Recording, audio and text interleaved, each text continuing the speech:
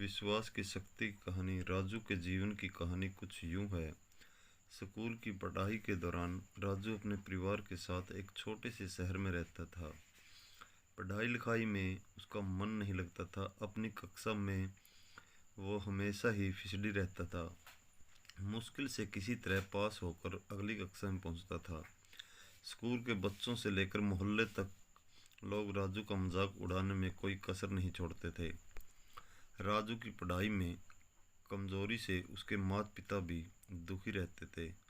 पढ़ाई में पिछड़ने का दुख तो राजू को भी होता था, परंतु कोशिश करने पर भी पढ़ाई में उसका मन नहीं लगता था। हर तरफ से उपेक्षा और तिरस्कार से दुखी होकर अंततः राजू ने पढ़ाई छोड़ने का मन बना लिया। अब वह +2 कक्षा में था। उसकी पढ़ाई की जो स्थिति थी उससे बोर्ड की परीक्षा में उसे पास करने की उम्मीद लगभग न के बराबर थी। अपने जीवन से निराश राजू एक दिन स्कूल से घर लौट रहा था तो रास्ते में एक जगह रामायण की कथा हो रही थी। उस समय ओजस्वी स्वर में कथावाचक लंका कांड की व्याख्या कर रहे थे। कथावाचक के ओजस्वी स्वर से बुरे ख्यालों में खोए राजू की तंद्रा भंग हुई और वह सम्मोहित होकर कथास्थल की ओर चल पड़ा। कथास्थल पर पहुंचकर वह जगह बनाते हुए आगे की पंक्ति में जा बैठा। राजू को देखकर कथावाचक मुस्कुराए और अपनी कथा को जारी रखा। राजू एकाग्रता से कथा के एक एक शब्द को सुन रहा था। इस समय कथावाचक कह रहे थे, समस्या बड़ी गंभीर थी। सागर तट पर भगवान राम की सेना के सभी योद्धा लक्ष्मण, हनुमान, सुग्रीव, अंगद आदि गंभीर सोच में डूबे थे। जटायु से यह तो पता लग गया था कि रावण सीता को लेकर दक्षिण दिशा में उफनते समुद्र के पार स्थित अपने राज्य लंका में गया है, परंतु इस विशाल समुद्र को लांघकर लंका जाएगा कौन? समस्या विकट थी। तभी वहां की शांति सुग्रीव के आवाज़ से भंग हुई। सुग्रीव ने प्रभु राम से कहा कि हमारे बीच एक ऐसी दिव्य शक्ति है जो समुद्र लांघकर लंका जा सकती है।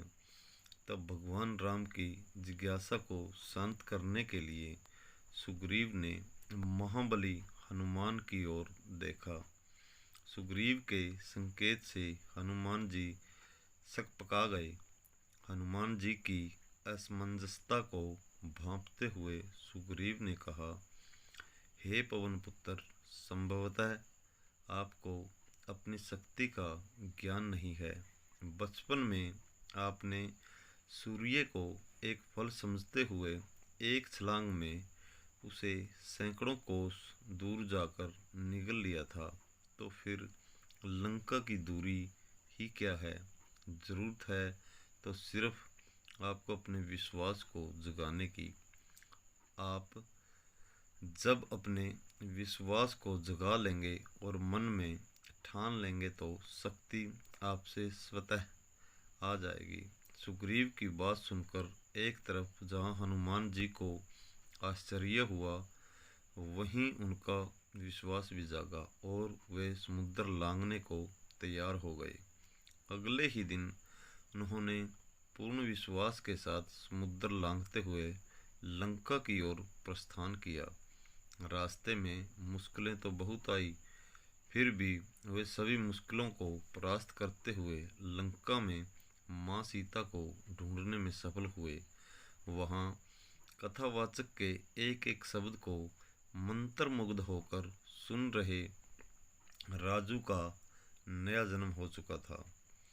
कुछ समय पहले तक जिस राजू की आंखों से निराशा के भाव झलक रहे थे, अब उसकी आंखों में चमक थी।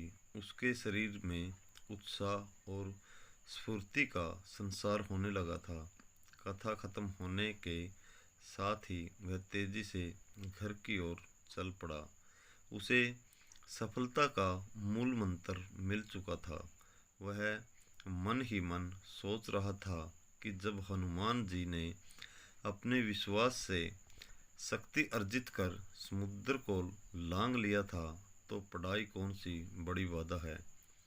उसी दिन से राजू ने प्रण कर लिया कि वह ध्यान लगाकर खूब पढ़ेगा और सफलता अवश्य प्राप्त करेगा। उसकी मेहनत रंग लाई। अपनी कक्षा में सबसे फिसडी रहने वाला छात्र राजू 12वीं की बोर्ड परीक्षा में सबसे अव्वल आया। इसके बाद राजू ने पीछे मुड़कर नहीं देखा और जिंदगी में हमेशा अव्वल ही आता रहा। वह लोक सेवा की परीक्षा में भी प्रथम स्थान पर आया और अपने आप पर विश्वास की बदौलत वह सरकारी महकमे में भी पदोन्नति पाते हुए ऊंचे ओहदे तक पहुंच गया। मोरल ऑफ द स्टोरी ये है दोस्तों, विश्वास की शक्ति को साबित करने के लिए सैमसंग के जीवन तो बस एक उदाहरण है। हर एक सफल व्यक्ति के पीछे उस व्यक्ति का विश्वास और कुछ कर गुजरने के जज्बे का मुख्य योगदान होता है।